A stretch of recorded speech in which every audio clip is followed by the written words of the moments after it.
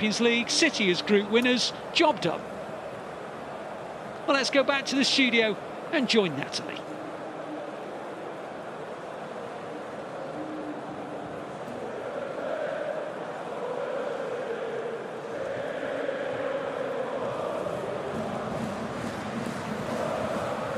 Welcome back to Match Day Live. I'm Natalie Pike and I am joined in the studio by Nedum Onuoha, Karen Bardsley and Steven McInerney. So the game finished 0-0, but that does mean that Manchester City finished top of our Champions League group for another year. So we qualified after the last game, but this draw today cements our place as top of the league. So there may have been no goals, but there certainly has been a positive outcome.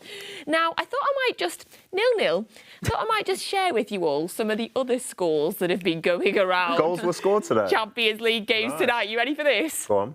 PSG 7, Maccabi Haifa 2, Benfica 4, Juventus 3, RB Leipzig 3, Real Madrid 1, Dynamo Zagreb 0, AC Milan 4. The things you do for this club, you know. Yeah, I love this club. True commitment. Remember that time when like City drew 0-0 against Stoke and it was like that Barca PSG game, whatever it was like, when it was like 5-4 or something. Yeah. And you never switched over, did you? Because you're I was loyal. there at the game. Yes. If I could have switched over, somehow I would have. At that day, yeah. But that was a poor game. But this wasn't as bad as that game, though, to be fair. It wasn't as bad as that. Yes, no, absolutely. Lots and lots of positives to take from it. Of course, the first thing being, Karen, that we've qualified top of the league. That's right, we did. That's all that matters, right? It is. At the end of the day, you're absolutely right. That is all that matters. And, you know, I think we got to rotate the squad a little bit, get some minutes in the legs in preparation for Leicester City. So ultimately, experience, you see the likes of Cole Palmer come on and get some minutes as well. So that's always nice to see. See, loads of positive. You were being wondering what we were going to talk about. Loads of positives, Nedum. No. As you could, well, they can't see the stats, but City had 3 attempts on target that second half, Okay. and Dortmund did not have one, so we won. We won the second half. Yeah, so we won the second half. chances. I've heard other people say that, so yeah, we won the second half. Yeah. Yep, OK. We've had 69% of the possession, 3 attempts on target, all coming in the second half, as Nedum says.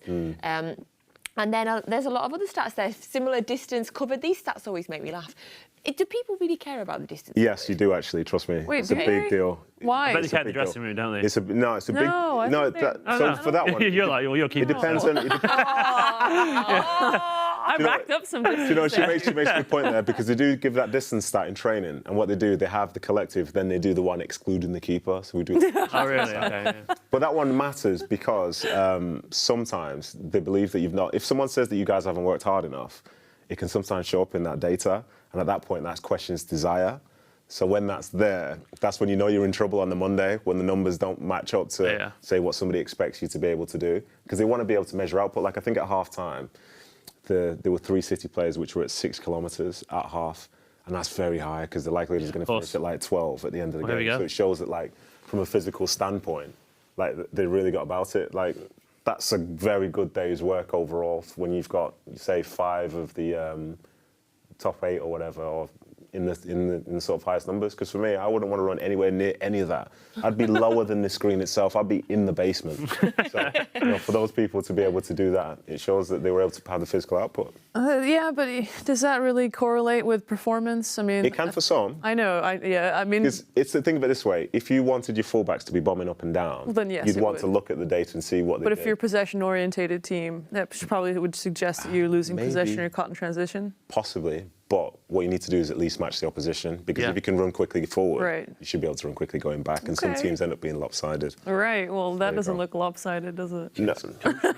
Yeah, I don't like my centre-backs running over 10k, though. That's disappointing, but aside from that... You could see that in the performance, though. There were quite a few times where City players were running backwards, probably one too many times for Pep Guardiola's liking. You got a sense of that. I keep having to mention them, but the team from over that way or whatever, they when they lost to Brentford 4-0, and they had a significant distance gap in terms of how far they ran. Right. That was a very significant moment for them, because the criticism that was levelled at them by the manager was that they didn't compete, they didn't work hard enough. Because whoever you come up against, it's a duel. Like, if you're running forward, you can also run back. But for them, the numbers sometimes end up being low because they're not doing one or the other. So I think when you do see everything marry up, then you know that you've done both. So it's not the biggest stat in the world. The score is always the most important.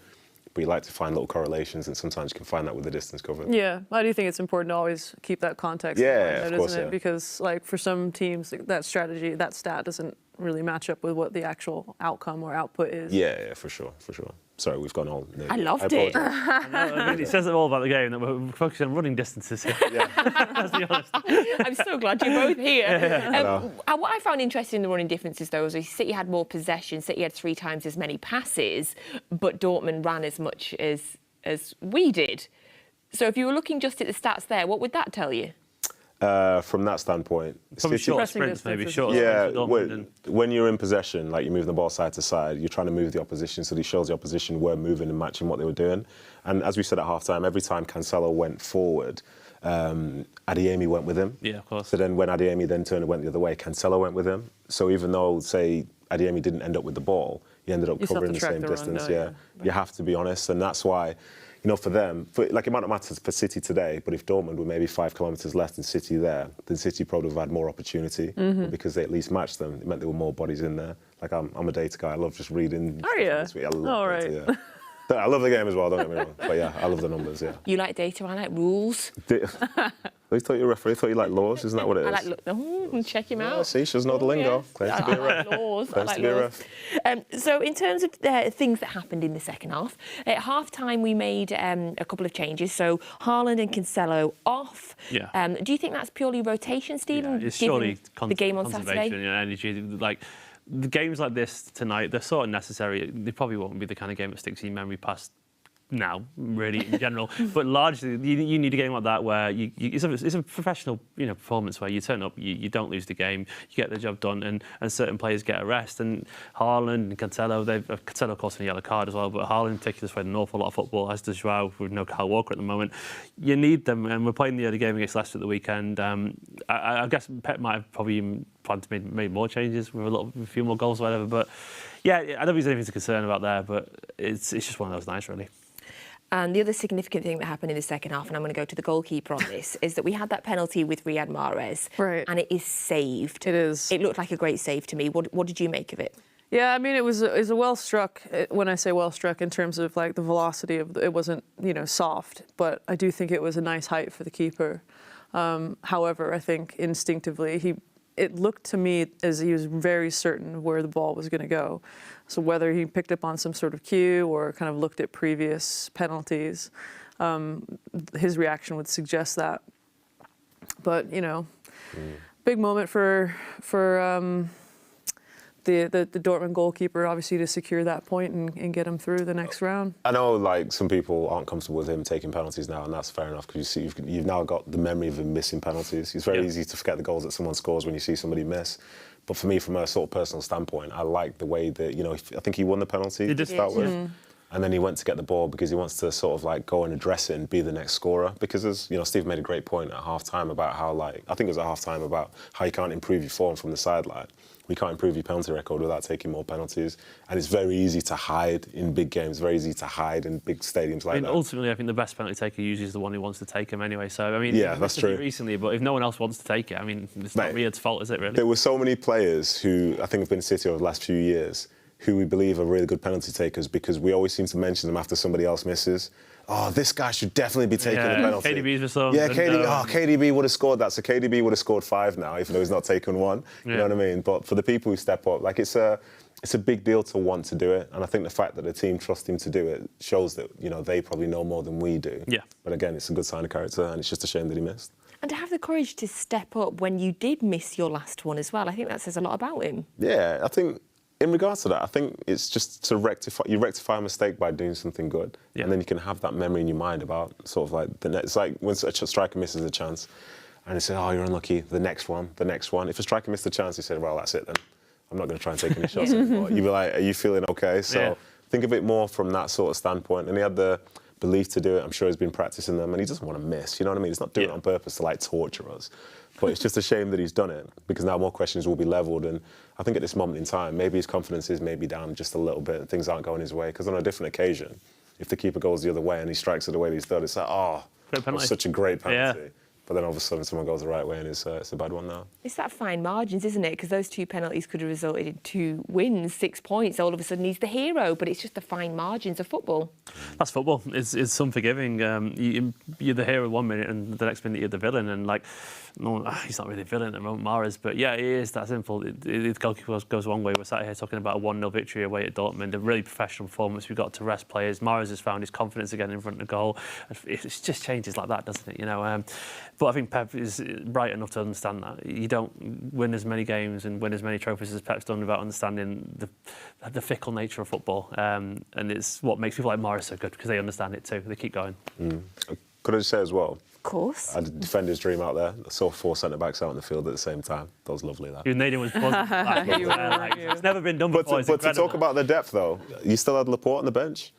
I wanted him to come on. If he came on and flat back 5 as centre-backs, that would be dream come true. And, you know... A blue wall, never mind the yellow wall. To kind of show where we're at sort of psychologically as well, like when I saw it, I thought that feels quite negative. But then City probably played the best when they had 4 centre-backs on the field. So Pep sees something and those coaching staff see and know something, which we're not seeing because it feels obvious. It is interesting, though, going forward, as I think a lot of people probably noticed that John Stones was stepping into the midfield to kind of, again, create those overloads, the versatility of going to a 3 in the back.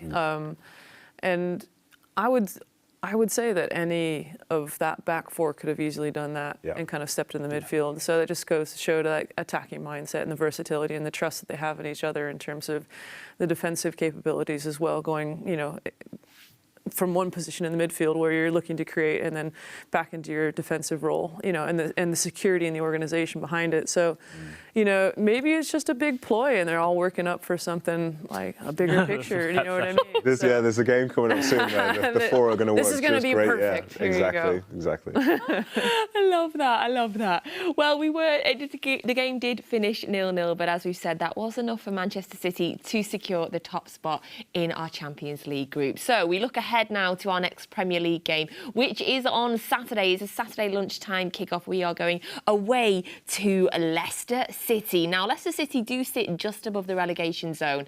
However, they have had a little resurgence of late. They did have a thumping win against Wolves at the weekend. So, Stephen, in terms of Leicester City at the weekend, what are you thinking? We've got to be reasonably confident given the fact that so many players got a rest, and I think obviously Pep had one eye on that. He would never admit that, but it's really obvious that they were thinking about that game. And to be honest, there's something about, you know, when you play a team who's been in bad form and they've just got a good result, it does kind of heighten the senses a little bit, and I think they won't take Leicester too lightly. Pep's had some bad experiences away at Leicester. I was there when, you know, in the first season when we got battered by them, to be honest. So I think he'll understand and appreciate just how good they are, and they've got the quality. People like Maddison, he's a fantastic footballer. He's the exact kind of person who would score in a game against Manchester City if we didn't step up. So I think, this tonight was a decent little leveller ahead of that game. You know, chance to rest a few players, kind of plan ahead. And I think City will be up for it. I think we'll be good. I think we'll be all right. And with the amount of games that we've got, and we've got until the World Cup, Karen, the fact that we have been able to rotate players, get the result that we needed tonight to top the group, look ahead to the game on Saturday, do you think that rest and the rotation of the players is really going to be key come Saturday? Absolutely, not just come Saturday, but for the longevity of the season as well. I think it takes every single player in the squad, and I think, you know, Pep alluded to that in the pre-match again, you know, when he was talking about the likes of Ilkay and the different roles that he plays when called upon, and every single player will be having to be put in a situation like that and having to put the team first. And I think it's a perfect example of that squad management that you don't really see very often in terms of the way that Pep spoke about how he did about Gundo. And so, yeah, to me, it suggests that there is a strategy, that it's not just kind of like a hit and miss type thing.